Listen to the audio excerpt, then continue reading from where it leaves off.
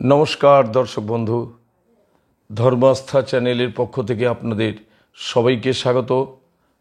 আশা করি আপনারা প্রত্যেকেই ভালো আছেন, সুস্থ আছেন। আমি আজ যে বিষয়টি নিয়ে আলোচনা করব এটি অত্যন্ত গুরুত্বপূর্ণ বিষয়।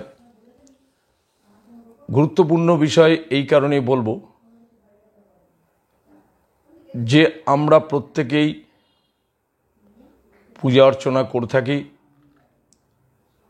সে নারায়ণ পূজা হোক, গুরু পুজো হোক, মনসা পুজো হোক, শীতলা পুজো হোক, কিংবা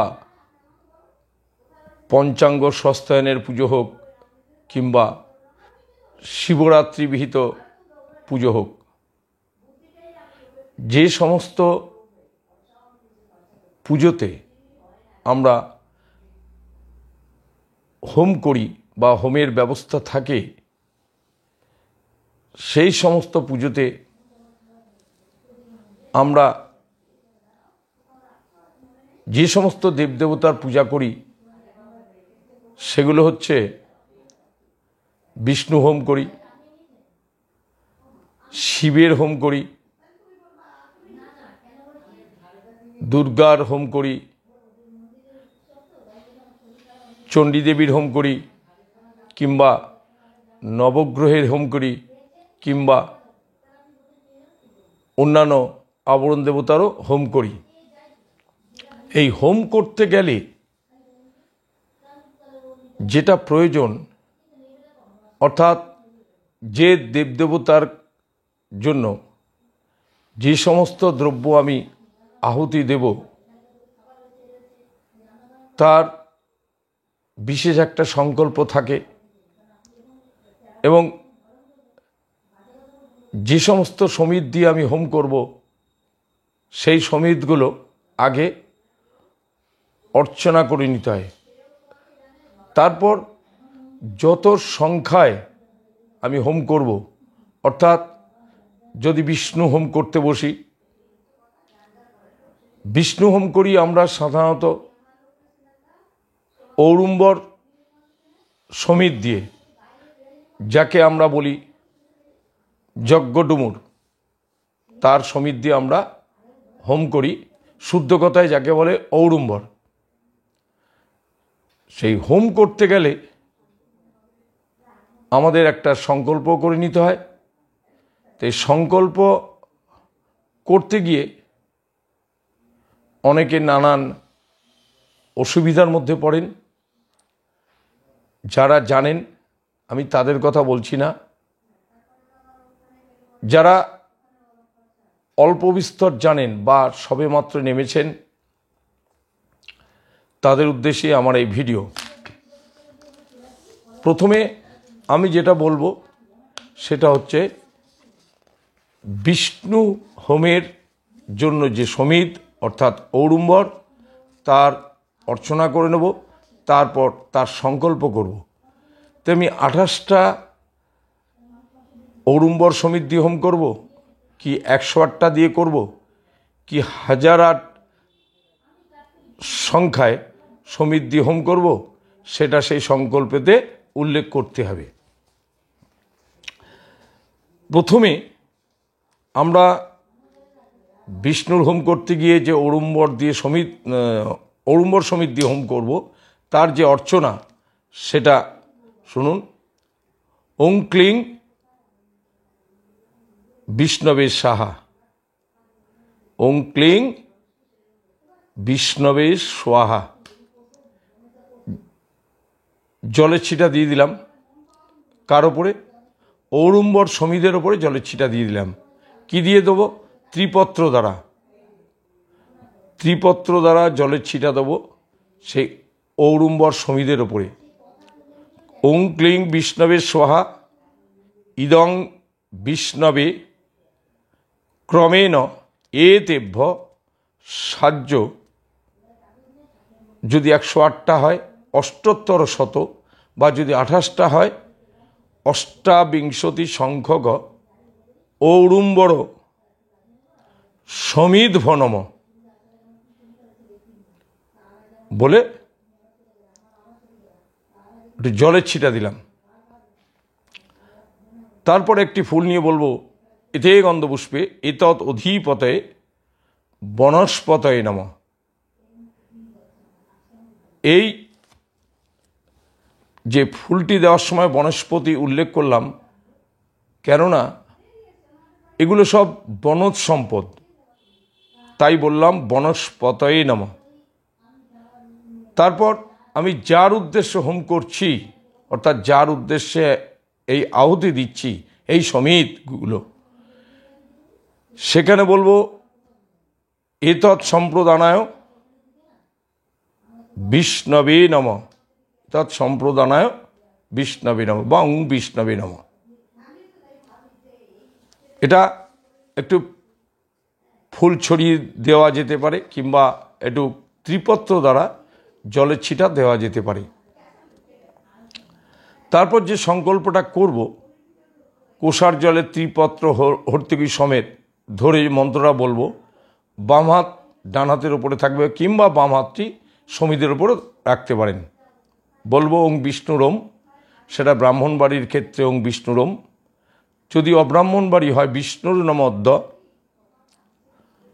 অমুকে মাসি, যে মাসটা থাকবে তার উল্লেখ করতে হবে। অমুকে পক্ষে, অমুক পক্ষে, অর্থাৎ যে শুক্লপক্ষ থাকুক কি কৃষ্ণপক্ষ থাকুক, সেটা উল্লেখ করতে হবে। অমুকং তিথৌ, যেদিন পুজো করব সেদিনকার তিথি কি, সেই তিথি ধরে উল্লেখ করব। অমুকং তিথৌ অমুক গোত্র, যিনি হোম করছেন তার গোত্র, তার নাম বলে দেবশর্মা। শ্রী বিষ্ণু প্রীতি কাম। তারপরে যজমানের গোত্র অমুক গোত্র, শ্রী অমুকী দাসী মেয়ে হলে, আর যদি পুরুষ হয় তাহলে শ্রী অমুক দাস সংকল্পিত শিব পূজা কর্মাঙ্গ হোম কর্মণি ওং ক্লিং বিষ্ণবে স্বাহা মন্ত্রেই। অনেক জায়গায় বলা যায় ইতি মন্ত্রেণ প্রত্যেক পঠিতেন, এইভাবে লেখা থাকে। এটা বললে হয় ওং ক্লিং বিষ্ণবে স্বাহা মন্ত্রেই অষ্টোত্তর শত সংখ্যক, যদি 108টা হয়, অষ্টোত্তর শত সংখ্যক তিল মধু জবাজ্য। জবাজ্য অর্থাৎ জব যে দেওয়া থাকে এই ঘিয়ের মধ্যে, তার জন্য বলা হচ্ছে জবাজ্য। ঔরুম্বর সমিদ্ভি বিষ্ণু প্রীতয়ে হোমমহং করিষ্যামি। কেননা আমি যজমানের হয়ে হোম করছি, তাই করিষ্যামি। তারপর একটি ঘি সমেত একটি কুশ অগ্নিতে দিতে হবে। একটু ঘি মাখিয়ে একটি কুশ অগ্নিতে দিতে হবে। তাহলে সংকল্পটা কিরম হলো আরেকটু ফাইনালি বলি। যদি ব্রাহ্মণ হয় ওং বিষ্ণু রোম দিয়ে শুরু করব, যদি অব্রাহ্মণ হয় তাহলে বিষ্ণুর নমঃ। যে মাস হবে সেই মাসের উল্লেখ করতে হবে। যদি ফাল্গুন মাস হয় তাহলে ফাল্গুনে মাসে, যদি শিবরাত্রির দিন বিষ্ণুর হোম করেন তাহলে ফাল্গুনে মাসে কৃষ্ণে পক্ষে চতুর্দশাং তিথৌ। ঠাকুর মশাই নিজে গোত্র বলবেন, গোত্র বলে শ্রী অমুক দেবশর্মা শ্রী বিষ্ণু প্রীতি কাম। আবার যজমানে গোত্র, ধরুন যজমানে গোত্র আলম্বায়ন, আলম্বায়ন গোত্র শ্রী, মনে করুন তার নাম সুরেশ, তাহলে শ্রী সুরেশ দাস সপরিবারস্য সংকল্পিত, বা শ্রী সুরেশ দাস। এখানে যদি ব্রাহ্মণ হয় গোত্র উল্লেখ করে শ্রী অমুক দেব শর্মণ, দেব শর্মণ সংকল্পিত শিব পূজা কর্মাঙ্গ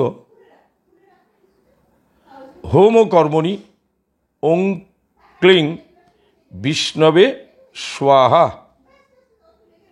মন্ত্রেই অষ্টোত্তর শতসংখ্যক তিল মধু জবাজ্য ঔড়ুম্বর সমিধি বিষ্ণু প্রীতয়ে হোমমহং করিষ্যামি বলে জলের ছিটা দিতে হবে সেই সমিধের ওপরে। এখানে সংক্ষিপ্ত একটা মন্ত্র বলেছি, ওং ক্লিং বিষ্ণবে স্বাহা। কিন্তু আমরা বিষ্ণু হোম করতে গেলে আমরা বলি ওং তদ বিষ্ণু পরমং পদম সদা পশ্যন্তি সূরয় দিবীব চক্ষুরাততম। বলা হয় ইতি মন্ত্রেণ প্রত্যেক পঠিতেন, এইভাবে বলা হয়। আপনি যেভাবে আপনার সুবিধা সেভাবে আপনি করতে পারেন। এটা হচ্ছে বিষ্ণু হোম করতে গেলে যে ঔড়ুম্বর অর্থাৎ যজ্ঞডুমুরের সমিধ দিয়ে যে হোম করবেন সেটাকে অর্চনা করে নিয়ে তার সংকল্প করতে হয়। করে তারপরে যে মন্ত্রটি বলে আপনি আহুতি দেবেন সেটি হচ্ছে ওং তদ বিষ্ণু পরমং পদম সদা পশ্যন্তি সূরয় দিবীব চক্ষুরাততম এতৎ সতিলাজ্য ঔড়ুম্বর সমিধ ওং নারায়ণায় স্বাহা বা ওং মধুসূদনায় স্বাহা বা ওং বিষ্ণবে স্বাহা। এইভাবে আপনি বিষ্ণু হোমটা সমাধা করবেন। সে 108টাই হোক কি 28টাই হোক কি 1008টাই হোক, সেইভাবে সংকল্প করবেন। যদি বিষয়টি ভালো লেগে থাকে তাহলে অবশ্যই চ্যানেলটি মনে করে সাবস্ক্রাইব করবেন, লাইক দেবেন এবং যত বেশি পারবেন শেয়ার করবেন।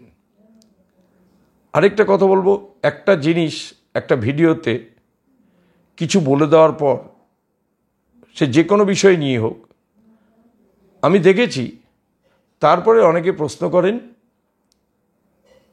কেন, আমি তো আগেই বলেছি চ্যানেলটি সাবস্ক্রাইব করবেন, তাহলে প্রত্যেকটি ভিডিও আপনার সামনে আসবে। ভিডিওটি দেখে নেবেন পুজো করতে যাওয়ার আগে, তাহলেই তো হয়ে যাবে। কিংবা বইটা তো দেখে নিতে পারেন, তাহলে আর সমস্যা থাকার কথা নয়। আজ তার এখানেই শেষ করছি। নমস্কার।